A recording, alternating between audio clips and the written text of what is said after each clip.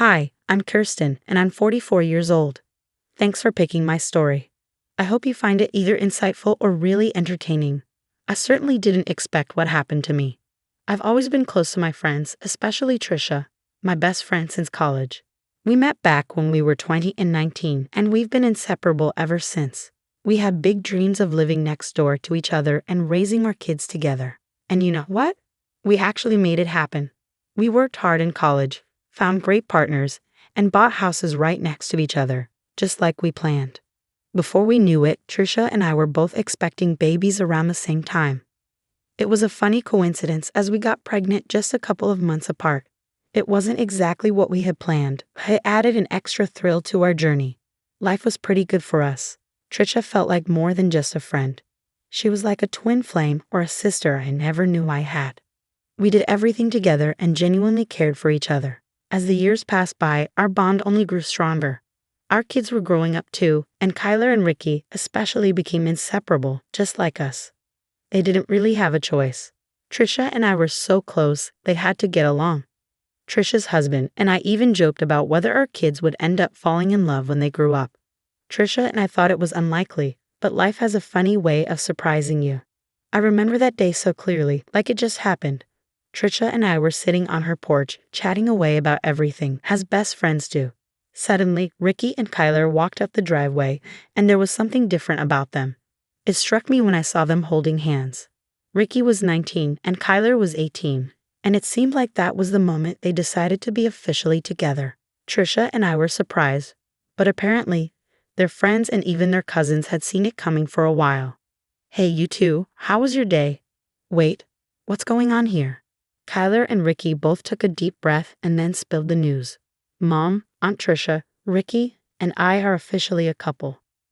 "What? Really? Oh, that's fantastic news, you two. I knew something was up when you walked up the driveway holding hands like that." "Yeah, we decided to make it official. We've been keeping it quiet for a while now. Looks like our husbands were right, huh?" "Seems that way. But seriously, congratulations, you two. We're so happy for you. Thanks, Aunt Kirsten. It means a lot. We were a bit nervous about how you guys would react." "Sweetheart, you should have told us sooner. We're thrilled for both of you." "Absolutely, you don't need to worry. We're here to support you, just like always." "We appreciate that, Aunt Kirsten, and we're really glad you guys are okay with it. And who knows, maybe our kids will grow up together just like we did. We might even start placing bets on when they'll become a couple." "Let's not rush things now. Let's just celebrate this beautiful moment." "Sounds good to me. Thanks, Mom, Aunt Trisha, for being so cool about it." "Always, sweetheart. Love knows no schedule. We're just happy you found each other." It felt like destiny had brought Kyler and Ricky together. Trisha and I were thrilled for our kids. However, things took a turn when they were on a school trip, and Trisha and I were hanging out at my place. Out of the blue, Trisha asked, "Hey, Chris, have you ever thought about whether our kids should really be together?" I knew there was more to it, but she brushed it off. Despite my persistence, she avoided the topic and made excuses to leave early. It bothered me, but I let it slide. Over the years, Trisha's unease around Kyler and Ricky's affection became obvious. I couldn't ignore it any longer. "Trisha, what's really going on?" She denied any issue, but I could sense her discomfort. I confronted her, urging her to open up. Despite her denial, I reassured her of my support and urged her not to shut me out. She insisted everything was fine, but I couldn't shake the feeling that she was hiding something. Once Ricky and Kyler announced their engagement, the chaos of wedding planning began. We threw ourselves into organizing the big day, but Trisha's involvement was noticeably lacking. She made excuses, leaving me to handle most of the responsibilities. While Trisha's behavior wasn't entirely unexpected, it surprised Ricky and Kyler. They assumed Trisha and I would be inseparable in the planning process. Instead, it felt like I was managing everything alone. Trisha's increasing distance became more obvious as time passed, and Ricky started confiding in me about her unusual reactions. Every time Kyla came up, he couldn't shake the feeling that Trisha wasn't entirely happy about their marriage. "Have you talked to her about it?" "Yeah, I have. She keeps insisting that everything's fine when I know it's not. I don't understand why she's acting so strangely. Despite our concerns about Trisha, we had a wedding to plan, and there was no time to dwell on her negativity. Ricky and Keela were excited to celebrate their love, and ensuring their special day went smoothly became my top priority. The anticipation for the wedding day was intense after weeks of careful planning. Despite our efforts, Trisha, who had been mysteriously absent leading up to the big day, seemed to cause unexpected disruptions. Each accidental spill or dropped item added to the chaos, and the timing seemed too coincidental to ignore. It just seems too convenient, don't you think? As we gathered in Keela's dressing room with the other bridesmaids, I found myself constantly shuttling between there and the venue, balancing the exhilarating responsibility of organizing the event with the exhaustion it brought. While making my rounds around the venue, I paused at the door of Keela's dressing room. The voices inside were quiet, and my curiosity got the best of me. Kyla was talking to Trisha, and it seemed like the other bridesmaids were out of the room too. "What's going on, Trisha? You've been scarce, and your behavior. It's been strange." As I listened in, hoping for an honest conversation, what I heard stunned me. Trisha opened up, revealing her true feelings, and they weren't good. She was unhappy with Keela, criticizing her decisions and questioning if she was suitable for Ricky. It hit me hard. My lifelong best friend seemed to harbor serious negativity towards Keela. "I've never approved of you, Kyla. Do you think you were raised properly? Do you think you're worthy of my son? You don't deserve him. I hate that this is happening. How can you say that? I had no idea you felt this way. You must have known. I've been uncomfortable around you for a long time. Then why didn't you speak up? Why wait until my wedding day to unload all this? If you had a problem with me, why not talk to me instead of making me out to be the villain? Not a chance. I won't ruin my son's happiness because of my issues with you. Even if he doesn't see your value now, he will eventually." It was like a punch to the gut. I couldn't believe Trisha had been keeping these resentments hidden, and her odd behavior on the wedding day seemed to stem from these deep-seated disapprovals. The gravity of what I overheard hit me like a ton of bricks. Someone I trusted so much was concealing toxic emotions. The joyous occasion of the wedding now felt tainted by this unpleasant truth. Feeling stunned and wounded, I had to decide what to do. I barged into the room, only to find my daughter, tears streaking down her face. Seeing Keela in distress ignited my anger, and I unleashed it on Trisha, demanding to know what her issue was. I was seething with fury, feeling betrayed and wounded by someone I consider family. "What on earth is going on, Trisha? What's gotten into you? Are you out of your mind?" Trisha seemed taken aback, probably not expecting my abrupt entrance. I didn't care. I needed answers.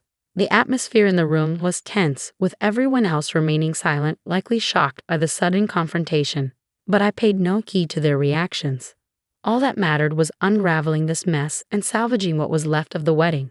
"Trisha, tell me what's happening. Why is my daughter crying on her wedding day?" "Kirsten, it's nothing really. Just some pre-wedding jitters." "Jitters? Come on, Trisha. I heard your conversation in there. You can't deceive me." "You've misunderstood, Kirsten. I was simply telling Keela about the stresses of weddings, you know." "Don't lie to me, Trisha. I heard you mention something about Ricky not deserving Keela and ruining his life. What's that supposed to mean? Do you think I raised my daughter poorly?" "No, Kirsten, you've got it all wrong. I was just expressing concern, offering motherly advice." "Motherly advice? Making my daughter cry is your idea of advice? Trisha, you're supposed to be my best friend. What kind of friend talks negatively about their bestie's daughter on her wedding day?" "Kirsten, I had no more excuses. Trisha, you've been a terrible friend, and I won't tolerate you ruining my daughter's special day. If you can't be happy for her, maybe you should leave." We continued arguing, and Keela was attempting to fix her makeup. Eventually, Trisha left, embarrassed and unable to accept responsibility for her actions. It was truly eye-opening to witness. "Why would she do this to me, Mom? What did I do?" "I don't know, sweetheart, but one thing's for sure. It's not your fault. Trisha's acting childish, and she's clearly envious of you." "I mean, why bring this up now? Like you said, if she had a problem, she should have talked to you. But she knows her excuses for disliking you don't hold water, or else she wouldn't have behaved so terribly." Kyla shed a few more tears, and I reassured her that everything would be all right. Then, I had a sudden idea. "I just thought of something. We're going to teach that woman a lesson, but only if you're okay with it," I said, seeking Kayla's approval. I outlined my plan to expose Trisha's true nature, which immediately lifted Keela's spirits.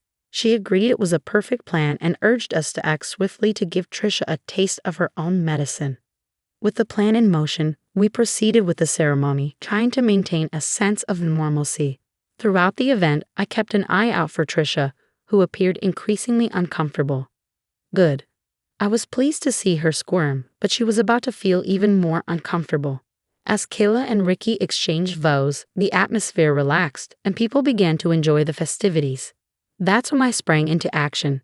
I approached the DJ booth and requested the microphone and controls for a few minutes, explaining that I had an important announcement to make. With determination, I took charge of the microphone, signaling for the music to stop. A hush fell over the room as all eyes turned to me. Trisha, standing in the corner, looked visibly nervous. I began by thanking everyone for being part of the special day, but hinted at an unfortunate revelation. Ricky looked puzzled as I addressed the room about Trisha's recent behavior. I described her negativity and expressed my disappointment. Recently, I discovered something that deeply saddened me. It turned out that my supposed best friend of 20 years had been nothing but cruel to my daughter, making her cry just moments before she walked down the aisle.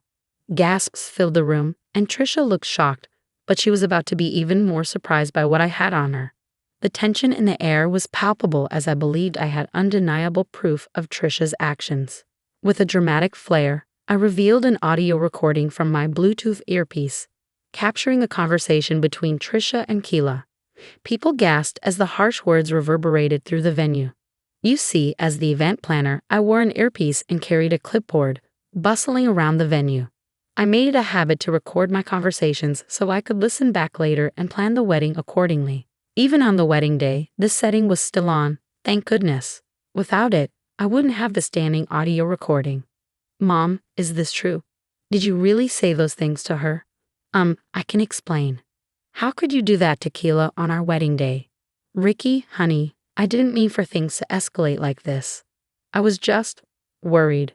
Worried, Mom? Kyla and I have been together for years. She's my partner, the love of my life. You had no right to question that on our wedding day. I know. There's no excuse. Do you really think you can talk about Kayla like that and then act like everything's fine?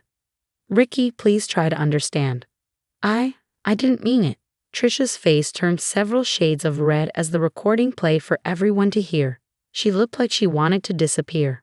Ricky's scowl deepened, clearly disgusted by his mother's behavior. The guests were stunned, many of them glaring at Trisha as I stopped the recording after letting it play a couple of times. The room fell into silence. You could hear a pin drop, and Trisha's nervous gulp was audible. How could you do this to me? You did it to yourself, Trisha. You're despicable, and I'm relieved to finally see it. I'll never forgive you for this.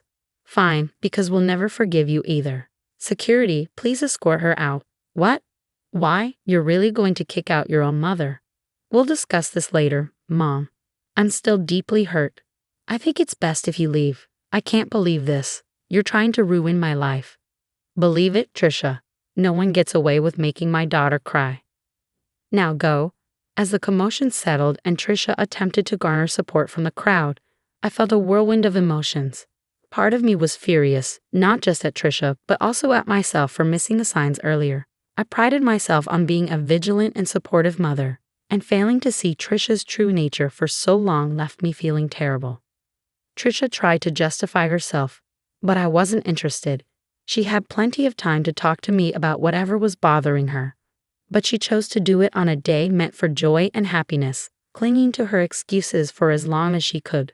Leave now, Trisha. Kayla, Ricky, and I will listen to you when we're ready. She had months to come clean, but she chose to disrupt a day meant for celebration with her grievances. Determined to dispel the negativity and salvage the celebration, we pressed on with the festivities. Finally conceding defeat, Trisha chose not to further embarrass herself and cooperated with the security guards to leave. Despite feeling foolish for not seeing through Trisha's facade earlier, there was a strange sense of relief in finally seeing her true colors. Someone who deliberately tries to ruin a wedding, especially one involving their own family, lacks basic decency and empathy. After Trisha's departure, the wedding resumed. Although there was some lingering awkwardness, the genuine love and joy of Keela and Ricky helped to lift everyone's spirits. The couple radiated happiness, overshadowing the negativity Trisha had attempted to inject into their special day. As the hours passed, we continued to enjoy ourselves, despite Trisha's attempts to reach out to me through calls, all of which I declined. I sent her a firm text indicating that I wasn't ready to speak with her. Her actions towards my daughter on such an important day were unforgivable. Even Trisha's husband appeared visibly upset, choosing to leave the wedding early, presumably to have a serious conversation with her. I didn't know how things would unfold, nor did I particularly care. My priority was supporting Keela and Ricky, ensuring that despite the hiccup, their wedding day remained a cherished memory for them. As the night wore on, I couldn't shake off the anger and disappointment at Trisha's betrayal. I made a vow to shield my daughter from any future harm, even if it meant severing ties with someone I had considered a best friend for years.